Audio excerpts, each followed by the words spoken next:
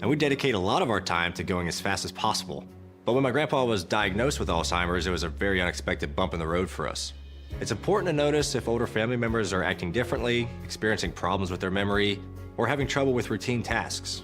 Early detection of Alzheimer's can give your family time to explore support services, make a plan for the future, and access available treatments. If you or your family are noticing changes, it could be Alzheimer's. Talk about seeing a doctor together. I don't remember how it started. Go to that. Our back and forth. It always came back. Dad! You probably don't remember what you told me, That was perfect. but I heard every word.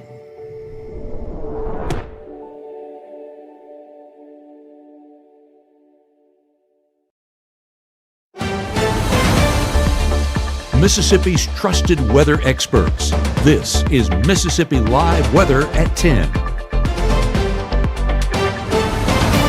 Welcome into Mississippi Live Weather at 10. I'm meteorologist Gabe Maynor, and when I say we have a lot to talk about, that's an understatement. We're actually going to start tonight's show with a live look out of Hilo, Hawaii. Meteorologist Jennifer down there. Jennifer, correct me on that sheet, Caleb. What's her name real quick? It's over there on the other sheet. Meteorologist Jennifer Jennifer Meyer giving us a live look there in Hilo, Hawaii, currently under a tsunami warning as a massive earthquake happened just off the coast of Russia, giving us some tsunami warnings here in the, the tropical regions of the United States, but even Alaska under that as well, and tsunami advisories in effect for the Pacific coast of California. So we're keeping eyes on this as we head into the next probably 3 hours or so as that tsunami moves closer, and we'll continue to provide you updates here at Mississippi Live Weather. But let's bring it closer to home here real quick and talk to you about the forecast we have had, because active pattern has been right here in North Mississippi as well, and we expect more of that active pattern to remain in place heading into our Wednesday. So another hot day ahead for our Wednesday. We're not done with the heat just yet, but come the weekend, temperatures do trend cooler. Isolated storms again for Wednesday, so that copy and paste forecast very similar to what we had today, still with the heat and those isolated showers. And we're of course tracking the latest updates on those tsunami warnings, so something we're going to be tracking for a good while, probably over the next 24 hours, and currently doing a lot of evacuations down there in Hawaii, and our prayers are being sent down there that everyone stays safe and just prepares accordingly. So we'll see here in the next 3 hours just what that tsunami is capable of, but we're definitely saying big prayers. 87 towards Smithville right now, but the reason why I have this shot up is because this is the remnants of the severe thunderstorm warning that moved through just about 30-45 minutes ago. You can still see the remnants of it just on the south side of town, and those flashes of light. I know that you can't really see the strike, but you can see the white flashes of light associated with that lightning. We're getting another look at that there out of Aberdeen here real quick as soon as that changes over. And a big thank you to the North Mississippi Storm Chasers, just allowing us some visuals on these storms that are moving through the area. This is basically confirming, what's happening up there in the sky. And you can see all across the region those windy, that windy storm, those wind gusts picking up about 20-30 miles an hour. So definitely going to be a breezy night for some, and also a night that is electric with a lot of lightning strikes. So current Mississippi Live Weather radar, what we're tracking is going to be those remnants of that shower that moved through, or should I say storm that moved through earlier this evening. Doing the last hour loop, you can see that severe thunderstorm warning that was in effect for the east side of Monroe County and west side of Lamar County. All of that basically dissolved once it crossed the county line. So jumping to now, what we have is just a broken boundary that's going to allow some of these storms to continue to pop up. Zooming in on that highlighted area, again, this is the storm that we're watching and we're keeping eyes on, is that one right over the top of Aberdeen right now. Not nearly as electric. 14 strikes. Guys, an hour ago we were talking about 370. So that shows the difference in the storms and on the downswing for sure. Even over the last 30 minutes, you can see how that has cycled on through, moved closer to New Albany and Aberdeen, should I say, and not nearly at the strength that it was, starting to become a bit more linear. And as soon as that happens, it'll start to break up and then dissipate out just a bit more in strength. So zooming it out and getting a storm track on that as it continues to move about 20 miles an hour through up to Highway 45. We'll keep it at 21. You can see Green Acres 1004, the Lakewood area 1005, Stanford 1006, Tanglewood 1008, Molden by about 1029, so on the extended track, and then Strong closer to about 1033. There are a few more showers and storms down around Columbus, but overall these are just those broken storms, those cluster storms that we have, not really going to be producing too much in regards of lightning. As you can see, let's just zoom in actually on these specifically. because a lot of that lightning being picked up from what's happening over there in Tuscaloosa.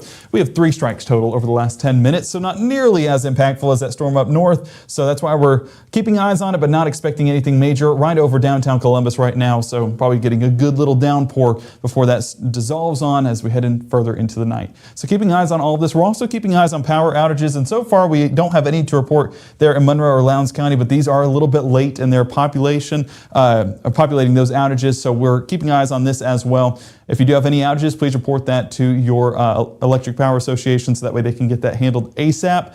But so far, good news coming from that storm with no damage being heard of and also no power outages. It's a great sign. It's exactly what we want. So first 12, isolated showers and storms still sticking around by 11, but starting to dissolve overnight. And we'll be seeing a much calmer pattern moving into tomorrow morning, but still a warm pattern as we've been seeing the past couple of days as of this point. As we look at the expanded outlook, you can see where the result of that warmer air has been cycling in from. A lot of that warmer air being blown in this this clockwise motion in from Texas, just a much drier and hotter forecast for portions of Texas that we're getting right here on the west side of North Mississippi. So that's why we're getting that drier, hotter air, especially out there towards the Delta. But a little bit of that moisture is trying to move in from that jet stream and just expanding things out yet again. I'll draw that jet stream for you real quick because as you can see, those lows, this is basically where that jet stream is residing right now. And some of those ripples that happen all the way down into North Mississippi, that's where you get some of those rain chances. But clearing all of this off, I'm going to show you what to pay attention to. And it'll be this right here. That frontal boundary, that'll start to move into the southeast direction right here to North Mississippi, cooling us off pretty tremendously by the weekend. Upper 80s are expected, and also a good bit of moisture. Not severe weather. The severe weather stays further north, but definitely going to see some increased coverage in those rain chances. And with how dry it's been recently, we'll take any amount of rainfall that we can get. So let's zoom it back in onto the southeast to kind of get a visual on that moisture. So those ripples still moving into North Mississippi, even towards the early hours of our Wednesday. Just, I mean, a result of that moisture, especially around those Gulf Coast regions, just always going to have showers down there. So 6 a.m., that's the primary threat for rainfall. But as the day goes on, more of those isolated showers do try to pop up. Primarily going to be around Birmingham and Huntsville, but a little bit of that moisture does transition a bit more into North Mississippi, especially by early afternoon. So watching more rain chances, but still very isolated in coverage, so we're not expecting significant impacts when it comes to rain chances. There's your look, really going to be south of 82, but the positioning on these will vary every single model run just because of the changes and the sporadic nature of the development. Summertime thunderstorms, very hard to predict the precise location, but if it shows at least it's a moist environment around the entire viewing area, well, basically those rain chances are going to be a highlight of the entire area for our Wednesday. Doesn't mean everyone's going to see rainfall, but it means everyone has the chance to see at least one of those isolated showers. So next 24, dry for the start, but more rain chances by the afternoon. Not significant coverage, 10, 20, 30% is what's expected. The more impactful rainfall will actually move in by the latter part of the week, along with those cooler temperatures. So that's what we're going to be keeping track of over the next, or when you come back here in the next 60 seconds, is more on those rain chances, more on the latter of the week forecast, as well as the great weekend forecast. There's also a meteor shower tonight. There's also tsunami warnings happening. So a lot to cover here as you come back from the next 60. So keep it here for the very latest. We'll see you back here in just 1 minute.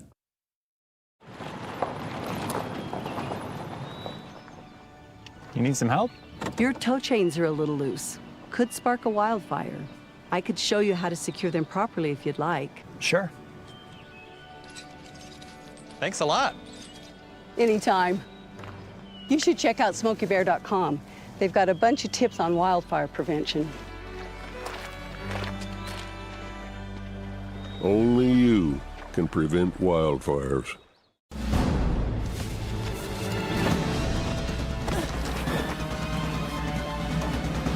Even the mighty might not see it coming. It's prediabetes, and it captures 1 in 3 adults. But you can escape. Take the 1-minute prediabetes risk test to know where you stand and prevent or delay type 2 diabetes.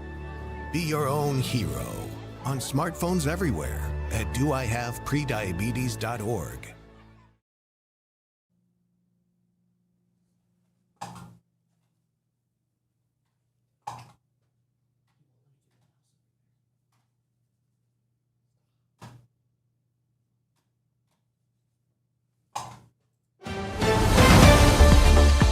Right now, from the Mississippi Live Weather Center, here's meteorologist Gabe Maynor.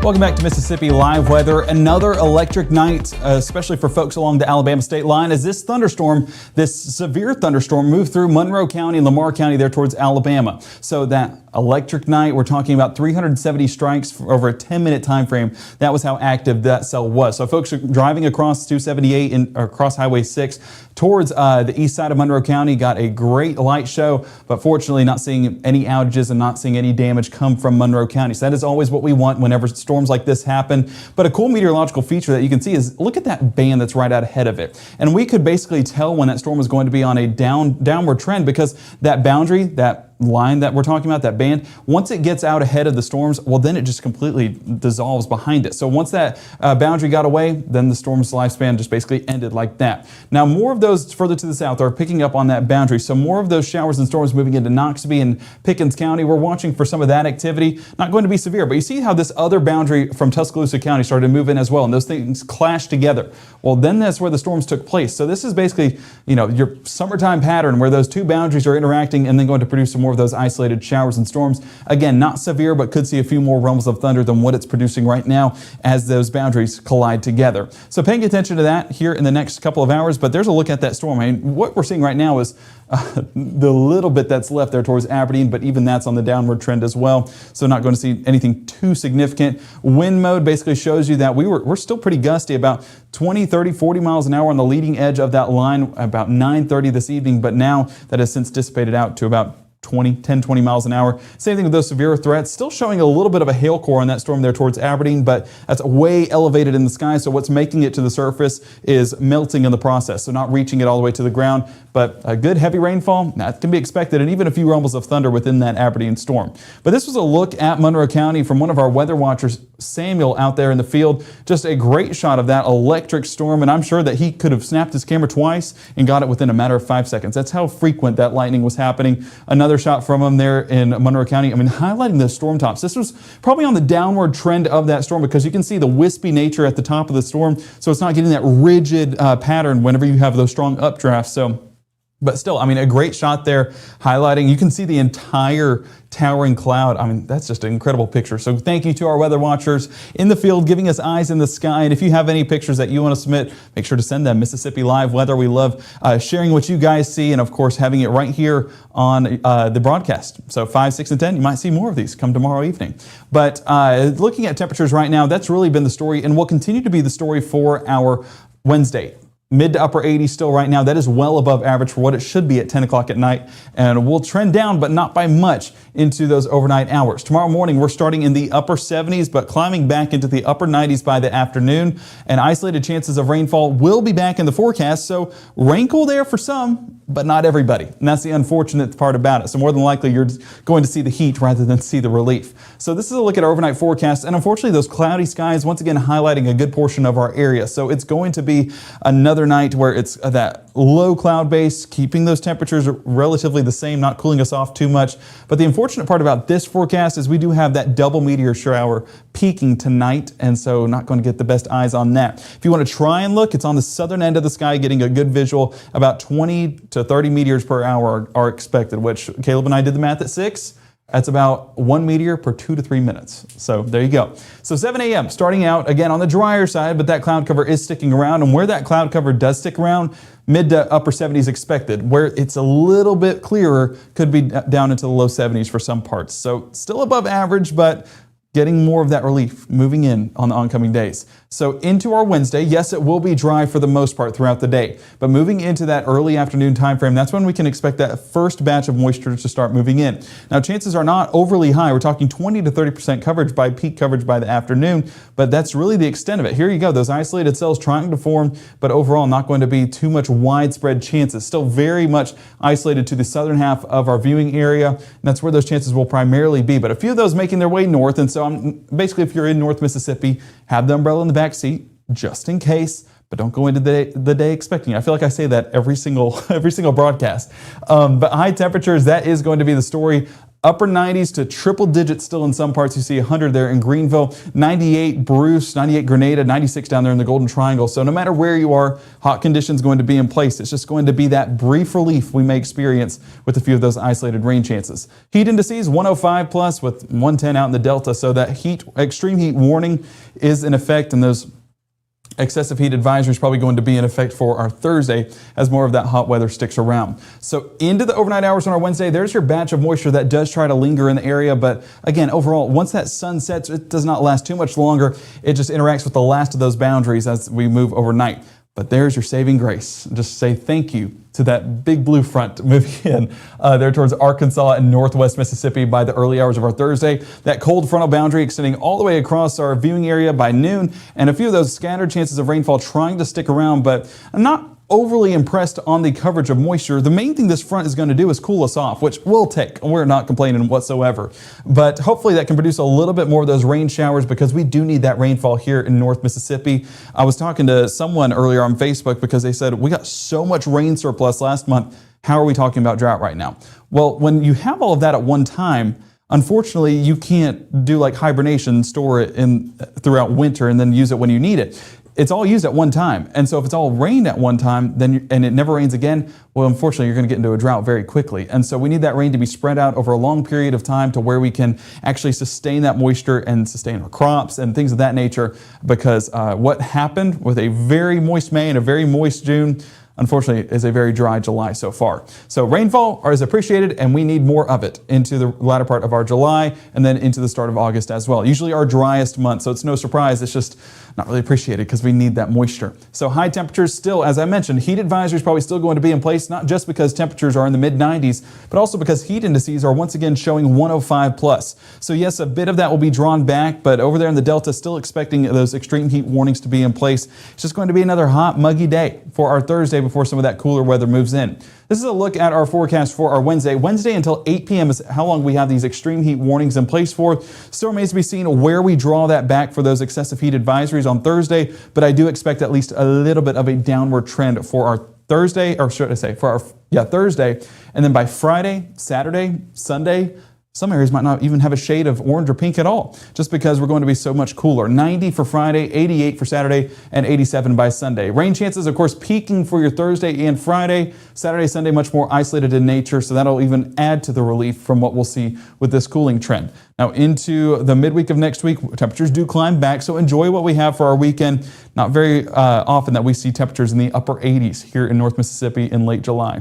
But I want to jump back on our Mississippi Live Weather radar because taking a look at those storms still on the Noxubee County and Pickens County line, moving south there towards the southern part of our viewing area. So that's what we're paying attention to, but those boundaries have since collided. This has peaked, and we're going to see a diminishing effect over the next couple of minutes. So keeping eyes on it, but not expecting anything significant of that storm. But those current alerts, as you can see, those areas hinted in that orangish red. That's going to be along the Pacific coast there in California, Oregon, and Washington. That's that tsunami advisory that's in place. And Caleb, if we want to move this over, can you just mouse it over real quick to Hawaii? You can kind of see that those tsunami warnings are in effect for Hawaii, and that's where we have that live feed over that we showed you at the top of the broadcast, just giving us a look back there. It's about to start receding off that coastline. What it does is it takes the water. Actually, we have an explainer right here. Let's go ahead and jump into that. But basically, it takes that water and starts to recede it just a bit, and that's where we get more of that. More of those tsunamis taking place, expected over the next 3 hours or so. But a very active fault line there. I believe this is the Pacific fault line and the Asian fault line, if I remember correctly, or the Asian plate. I think so. I got to get educated on all the plates. My wife would be very upset with me if she heard me say that right now. But as you can see, I mean, basically you have that 8.8, magnitude 8.8 earthquake that happened right off the coast of Russia, not Florida, Russia. And when that happened, I mean, it is hundreds of miles away, if not thousands of miles away, but it does cause those tsunami warnings to take place even hundreds of miles away. And we'll break that down right here. So you have these two plates, and I believe it's the Asian plate and the Pacific plate that interacted together. And whenever they interacted together and came together, well, it shot that energy up and then created these waves right over the top of it. So you can see an earthquake has occurred, that 8.8, I mean, that is an insane earthquake, number one. But so it's no surprise that there was so much energy associated with it. Well, that energy travels upwards and expands in all directions, creating those literal seismic waves around that line. So what happens from there is that series of waves start building, pulling the water off the coast. That receding water is called a drawback. And even on those, so water should be up here. Well, it takes it all the way back just a bit. And depending on the size of the tsunami is really dependent on how far that water recedes. Now, this is an exaggeration. As you can see, these are skyscrapers, and for some reason this graphic wanted to have water absolutely encapsulate the skyscrapers. It is not going to be that high.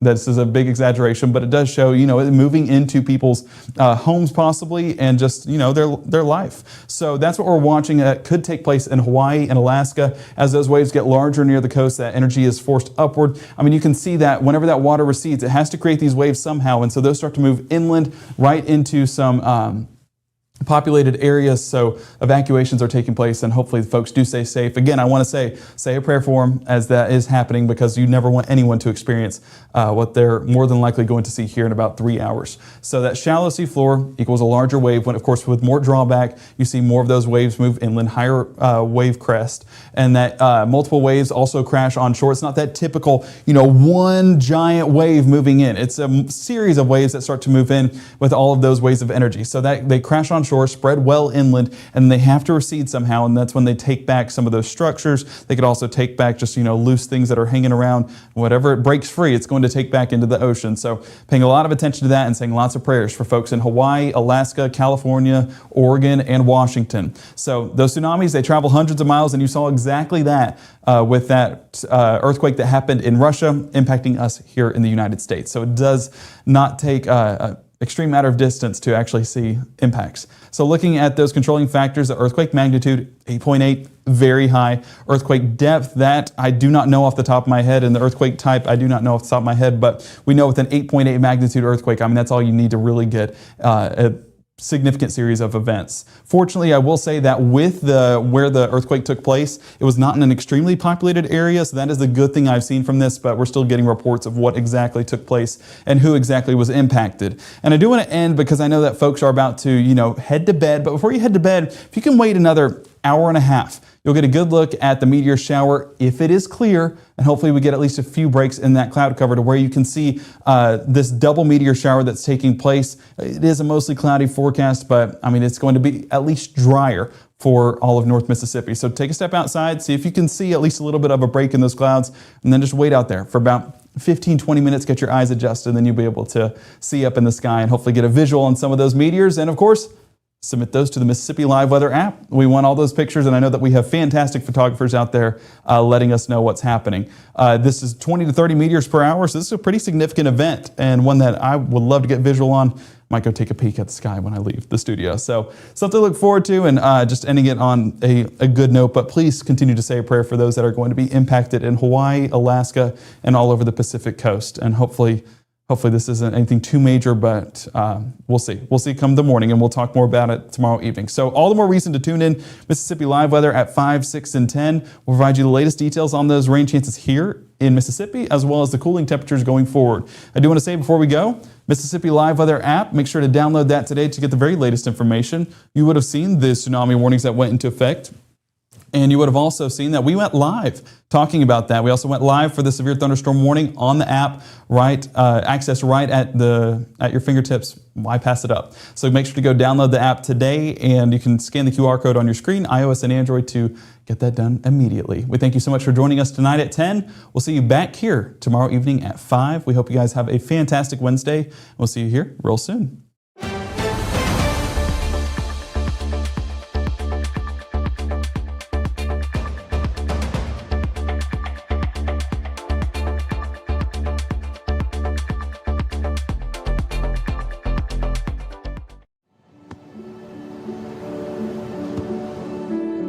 I don't remember how it started. Go to that. Our back and forth. It always came back. Dad! You probably don't remember what you told me, That was perfect. but I heard every word.